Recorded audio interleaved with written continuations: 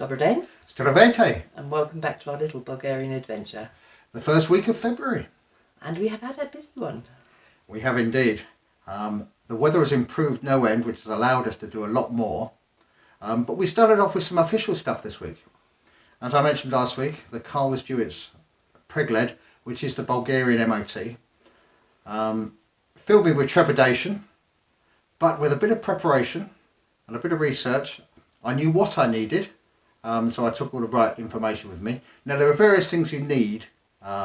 There's a certain amount of safety equipment you need in the car, and there's also some paperwork that you need to take with you. All of which are very important. Absolutely. All of that gets checked apparently. Yeah. The paperwork certainly does. So the things you need paperwork wise, we have here. Yeah. First of all, you need the talon of your Big car. and You little. need the big and the little part. Apparently they will accept a photocopy of the big part, but you have to have the original of the little. I took the originals because I had them to hand. You also need to make sure that you've paid your eco tax. We bought the car last year. The first 6 months of last year had been paid, but the second half hadn't. They could look up your registration number to see if your tax is paid. Where I took the car to get the Pregled done, they're also an easy pay office, so I could pay the tax there.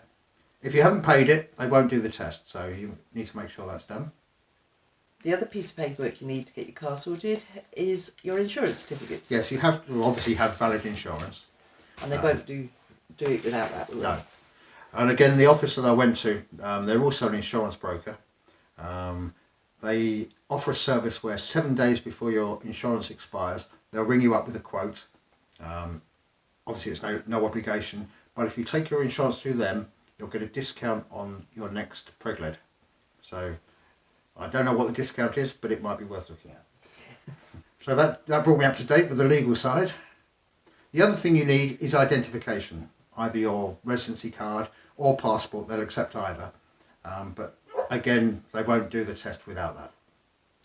The other things you have to have in the car to pass your MOT here are all your health and safety equipment. So you need your high-vis jacket, you need your warning triangle, you need an up-to-date fire extinguisher, and you also need your first aid kit. Yeah. We also carry a set of bulbs in the car. We don't know if it's actually required here, but it's certainly required across the rest of Europe, so it's worth having. But they didn't check that particularly. They didn't, no.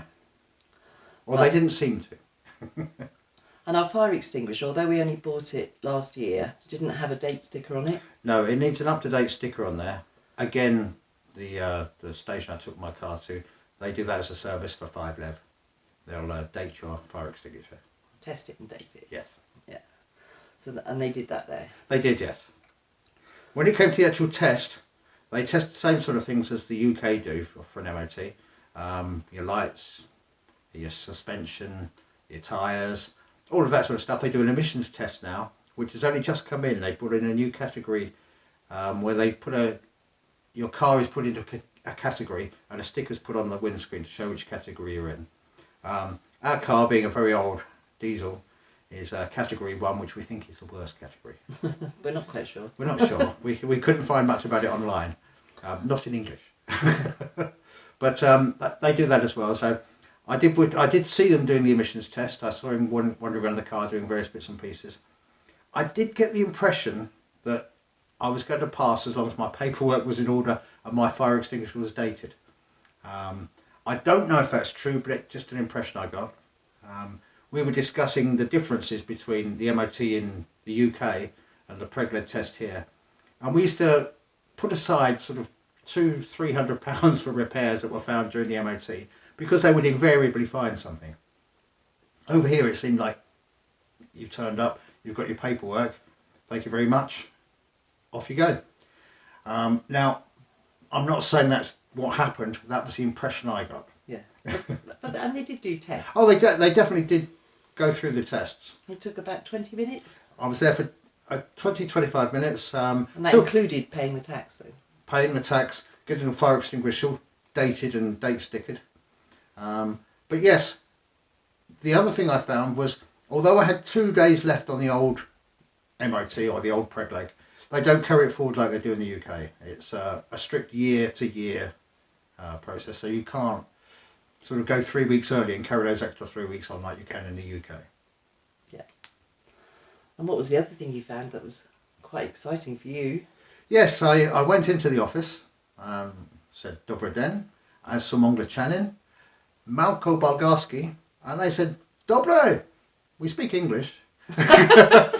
So I tried, but it was quite a relief. And for anybody in our local area, that was the MOT station near Kaufland. Near Kaufland in Targovishti, yes. Yeah, and they did speak perfect English. They did. The lady apparently lived in Dorset and Guildford. Yeah. So that was really useful. Yes. Made your whole experience much more. It was a lot less stressful than I thought it was going to be. So, thank you to them. Yeah. And how much did it cost? The cost of the Pregled itself was 53 lever. I paid another 84 lever in tax, but that depends on the car, the category. But they'll be able to tell you what that is if you owe any. And as I said earlier, putting a sticker on the fire extinguisher was 5 lever. And we'll pay the car tax for this year when we go to pay our annual council tax. That's right. Which should possibly be next month, I think it becomes due. Well, you can pay it any time apparently. And if you pay it before the beginning of April, you get a discount. Or beginning of May. We're not sure. We're not sure exactly, but when we find out the correct details, we'll let you know. And we'll let you know what that came to. We will. And finally, when all that's done and everything's done, you get one of these. And that is this year's Pregled. It's different from last year. Last year you got a little card like this apparently. At least that's what we got. Now you get a certificate with stickers and all sorts. And they put a new sticker in the middle of your windscreen now. They do. Apparently that came in this year. Last year. Came in End of last year. So that was that. So we're now all MOT'd up for another year. We are. If you have any queries or questions, pop them in the comments below. If we can answer them, we will. We're no experts by any means, but we can tell you what happened with us. So. Yeah. So having a lot better weather this week, we finally got started on getting our raised bed put in. Yes, we started clearing out the barn, which is where we were storing the old floorboards, and that's what we planned to make the raised beds out of. So we thought, as they're out the barn, let's use them. So this is what we did with them. It's time now to build our raised beds. We've decided this is the area we're going to put them in. It gets plenty of sunlight, it's close to the house, and it should be a good spot to put them for us to grow some vegetables. Our first decision is going to be which way round to have them and what size. That's going to be determined a lot by the materials we have to use. We've been cleaning up the barn in the last couple of days. And these are the old floorboards from our bedroom. We're going to use those to build these beds. This year we're making what we're going to term as temporary raised beds, just to see how well they work. And if they're in the right place and the right sort of size, we can make them a bit more permanent next year with proper materials. But for now, we're reusing the floorboards. I've prepared the floorboards by removing any nails out of them, and this is the area we've chosen to put the raised bed and the size. I'm now going to put 4 stakes in the corners and attach the floorboards. So we've now put the posts in and started building up the levels with the floorboards. This angle shows you a little bit of just how slopey the ground we've put it on is. We had 2 choices. We could either level up the boards here, or we could dig out and level up the ground. We've gone for the level up the board approach. Hopefully that will work for us. This angle again shows just how unlevel the ground is, but they will be leveled up, any gaps filled, before we start actually putting stuff inside the raised bed. The other thing we have to decide is whether we have to remove any vegetation from inside, or whether the layers of cardboard and wood and other bits and pieces we use to fill up the bottom, whether they'll take care of that. We'll decide when we see just how much work is involved. We've got the side struts in and connected to the raised bed, and we've closed up one end. This end we've left open so that we can fill up the raised bed, and as we fill it up we'll put the planks on and complete the enclosure. We've now lined some of the edges with plastic that we had, just using up odds and ends, and it should protect the wood a little bit. And we're putting the cardboard in the base. On top of that will go bits of old wood, any sort of filler. We've probably got about 6 inches to a foot to fill up, so that's what we'll do. The cats have decided to come have a look from a vantage point to see what I'm doing. I don't seem to be helping too much. Come on fella, go get some cardboard. So we put our first layer of material in. It's basically just wood. I've poured on top some of the ashes from the petrichors. Next we use some material from the barn and basically just start filling up the raised bed. So we've now put a layer of this very coarse material in the bottom on top of the wood. That will rot down very slowly but provide nutrients for the vegetables above it. On top of this now we're going to put some straw. This is where we've left the raised bed for this week. We've got the layer of the straw in. That's got earth running through it as well. We're going to let the weather get to it for a couple of days. Hopefully we'll get some frosts and maybe a bit of rain. We'll also be watering it just to help it settle. That's where we're leaving it for this week. So a bit more compost, a bit more soil, coat of paint, and it's ready for use. The more observant of you will have noticed a few new faces in the background of that video. So last Saturday we had some new visitors turn up. We did. Looking out the kitchen window, we saw movement in the woodland. It turned out to be a dog and 2 pups.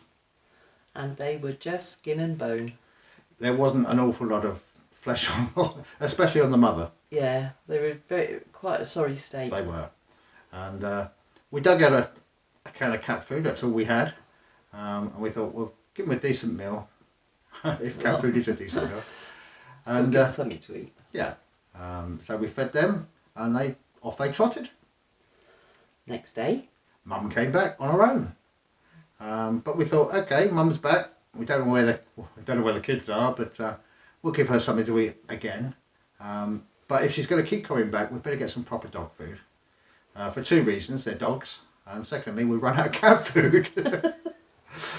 Yeah, so we went into town and bought some dog food supplies. Yep. And when we got back here, Mum was back with both pups. Yes, all 3 had turned up. So we fed them, and they were quite happy sitting out the front on the path. And they stayed there all night. Yeah, so about 4:30 in the morning, we heard them barking outside our window, and we thought, we probably need to sort something out here. They need somewhere to sleep that's safe and secure. And as we'd already started to clear the big barn for the raised beds, It was a sensible place to put them. yeah, so we built them a box. They put a Some bed, blankets in it. put a gate on the front to keep them in and other things out, and put them in there for the night. They settled down quite nicely, and so far they've stayed with us. Yeah, whether they will or not long term, we don't know. I've got a feeling they might. Certainly the pups. The little ones definitely adopted us. Yes, very friendly she is. They're all friendly. You can handle all of them now. The bigger pup was more He's a bit jumpy, but jumpy, but yeah. they're getting used to us there. The cats had their nose put out of joint a little bit to start with, but they're all settling together now. Yes, they're getting used to each other now, so that's a good thing. Yeah. The little ginger kitten just thinks... Engelbert thinks he owns the rules place anyway, so... He's not at all frightened of them, but the other ginger and white kitten runs a mile. Yes, she's a little more nervous, but no, they're getting there. Yeah. They're getting there. So yes, that brings our total tally of indoor cats 7, outdoor cats 2, and dogs 3. Yes, we do seem to do it in quite large increments. Yes. So we're starting now to take the little kittens to the vets to get neutered, and we'll obviously take Mum and the pups to get done as well as soon as they're happy to get in the car, which I don't think will be too long. No, I don't think so. But we don't want to push them at the minute. No, but even if they don't stay, then it's we'll for the get best them that they neutered don't. anyway, yeah. So that's the dog news. Once we get to the vets, we may have to register them as well. Yes, we'll ask the vet what the Procedures current are. requirements are. You are supposed to get all dogs neutered and chipped. we think. But we will check that out with We'll our check vet, with the vet. and we'll update you. We'll update on that as well. Yes, so it's been quite an eventful week really. And we promised reasonable weather next week. So all systems go. Yes. Before you know it, we'll have a proper raised bed, we'll be planting stuff, growing our own veg, all sorts of stuff. So watch that space. So this week we've got a special event in the family coming up. Yes, it's our daughter's birthday, so happy birthday, Kira. We hope you have a really wonderful day. I'm sure you will, and I'm sure we'll talk to you on the day. Absolutely, yeah. Have a great one. Yeah, good one. Yeah, so that brings us to the end this week. Yes, it's been quite busy and quite eventful. But another week in Bulgaria, good weather. Lovely weather. And a taste of things to come, I think. Yes, and until next week. Stay safe. Be well. Do skoro. Do skoro.